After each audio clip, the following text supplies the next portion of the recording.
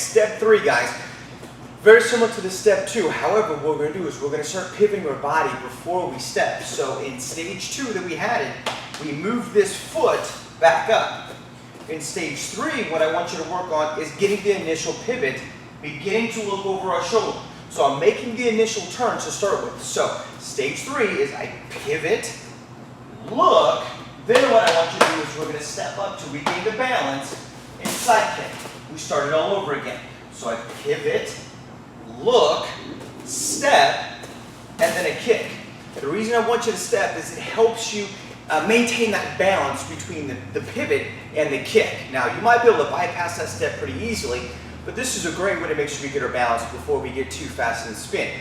If you go too fast in your spin, then you're not going to be on balance, your target's not going to be hit, and we're going to be trying to fix that head turn and balance more than we are working on that kick. So this is going to help work on that side kick before we can speed it up. So we start, we pivot, the head, then we step back up into the kick.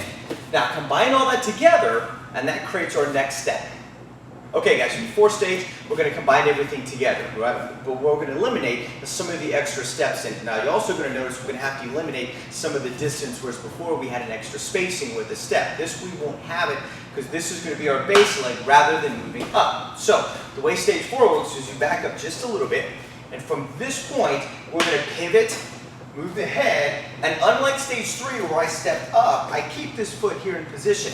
So I pivot, look, and that becomes my kick. I reset my feet and I start it all over again, okay? So again, my distance shifts back just a little bit. So from here, I pivot, I look, and that becomes my base. I no longer step, and that turns into my side kick. Now that can be done in one motion, and the faster you get at it, the faster it turns into that side kick.